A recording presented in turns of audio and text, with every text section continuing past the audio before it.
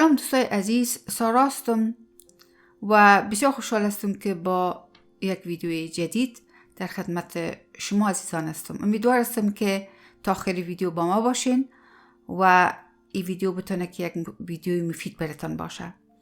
میخوایم از کامنت های با محبتتان سپاسگزاری کنم. امیدوار هستم که لایک و سابسکرایب فراموشتان نشه. لایک کردن شما باعث از این میشه که ویدیوها را بیشتر از دوستای ما بتونن که ببینن. ممنون میشم اگر ویدیوها را با دوستانتان ارسال بکنین که فکر میکنین که اونا هم این ویدیوها را نیاز دارن. موضوع ویدیوی امروز ما در مورد آموزش آهنگ بسیار زیبای احمد ظاهر عزیز می باشه. ای آه سحر گاه تو آخر اثری بخش، ای ناله شبگیر خدا را ثمر بخش. من در قسمت شعر و کمپوزش معلومات ندارم. اگر شما میفهمین لطفاً به زیر ویدیو ایده درج کنین و ما را همچنان در جریان بانین. این آهنگ به نظر من در راگ بهاری جور شده و ما چون مصروف تات بلاول هستیم در مجموع که راگ بهاری ها مربوط تات بلاول هسته، از او خاطر ما این آهنگ بسیار زیبا را میخوایم که امروز کار کنین دوستای عزیز. در شروع ویدیو ما میخوایم از دوستای ما که ممبرشپ از این کانال خریدن یک جهان سپاسگزاری کنم.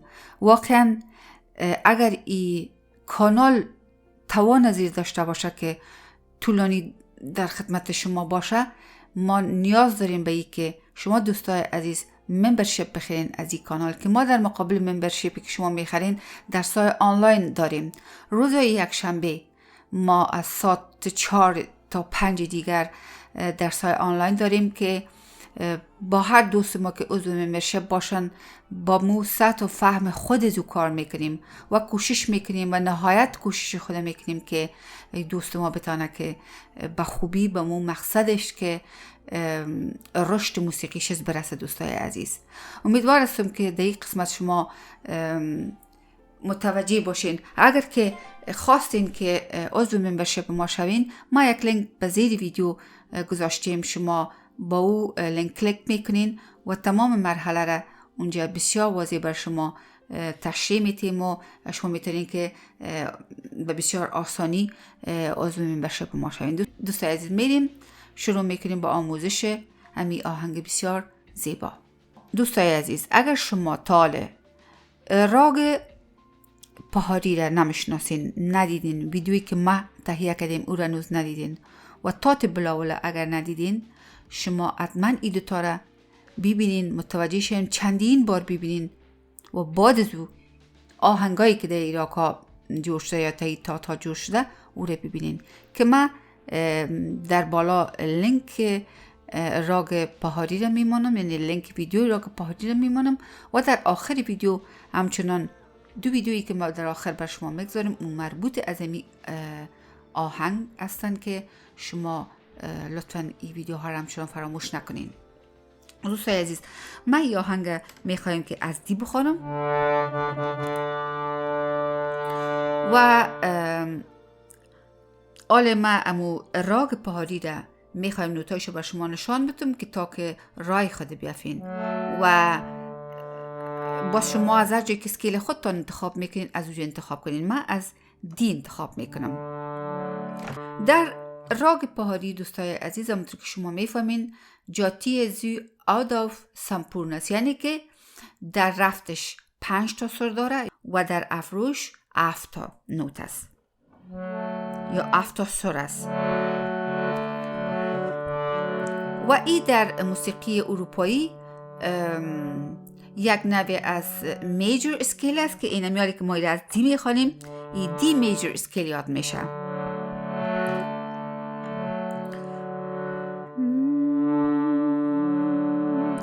در هر آهنگ از هر اسکیلی که میخوانین اسکیل خواهش میکنیم دوستای عزیز یک لحظه بگوین، یعنی سر بگوین که به مغزتون ثبت شوه. فریکونسی صدای سه امو اسکیل، شروع امو اسکیل به مغزتون ثبت شوه. فریکونسی درستش و کوشش کنین که ارمونیتون به سر باشه. اگر سعی ما درست نبود و مغز ما صحیح ثبت نشده بود، ما امو فریکونسی صدا را پیدا نکرده بودیم، دیگه تمام آهنگ بی سر است.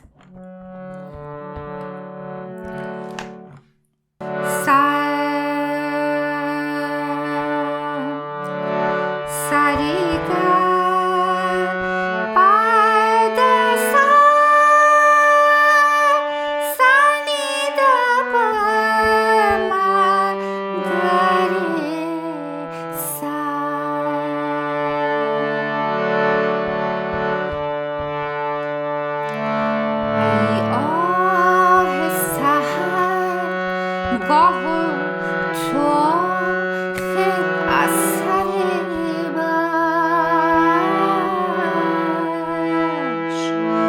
ای ناله شب گیر خدا را ثمر بخش ای آه سحر گاه تو آخر اثر بخش ای ناله شب گیر خدا را ثمر بخش. خب آهنگ از اینمی کورد، یعنی دی میجر کورد شروع میشه، اما از اینورژن یا معکوسش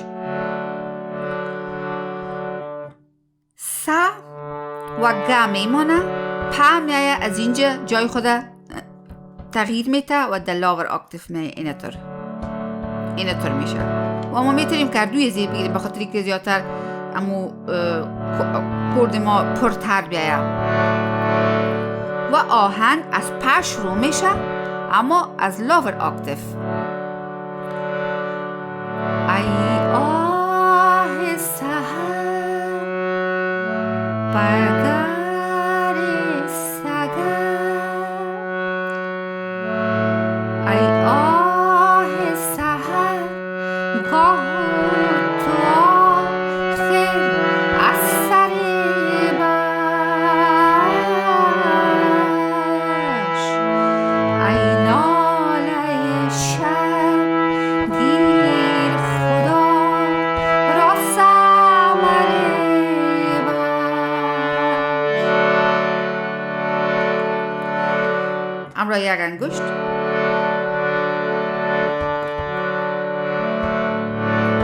ای آه سحر گاه تو آخر اثر بخش ای ناله شب گیر خدا را ثمر بخش.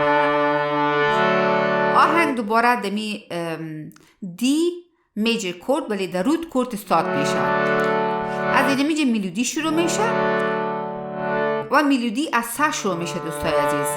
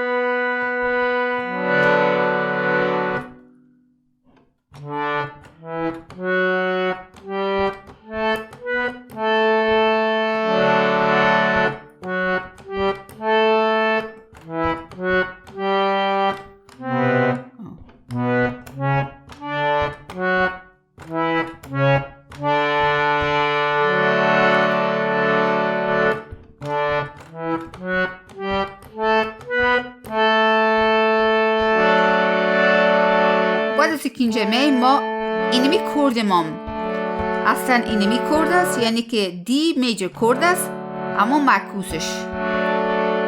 سا از اینجا رفته در های اکتیف، از میدل اکتیف سا رفته در های اکتیف اینطور. و چرا اینطور میگیم؟ به خاطر که این نوتا رو ما استفاده میکنیم آله برای انتره. ایسا انتره از پا شروع میشه. پایسا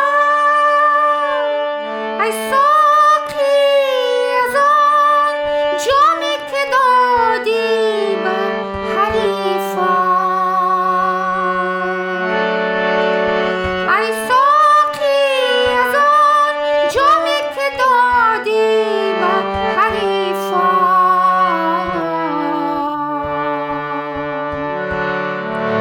لطفی کن ما را هم از آن مختصری باش.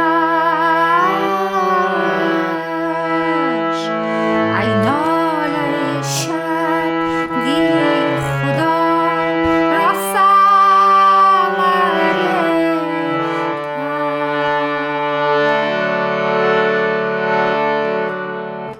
همراه یک انگوش.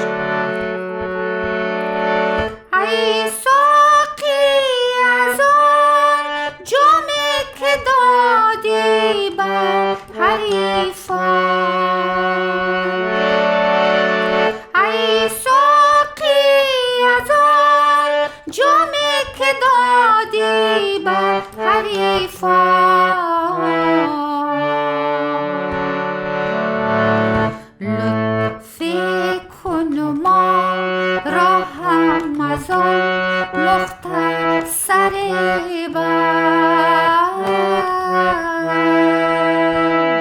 ای ناله شب گیر خدا را ثمره بر. آهنگ دوباره دمی دی میجر کورد استارت میشه. دوستای عزیز، امیدوار هستم که شما با بزرگواریتان کاستی های ویدیو را ببخشین. دوستای عزیز، ریتم ازی 6-8 تایم سیگنیچر است، یعنی در هر بارش 6 تا نوت یک بر 8 مثل یک نوت مکمل قرار داره که در دلیل دادره میگن و ما ایره میریم در دادره با تمپوی 50 در اپلیکیشن دوست ما که میشه بر شما معرفی کردیم، میره ما تمرین میکنیم. ای آه سحر گاه تو آخر از سر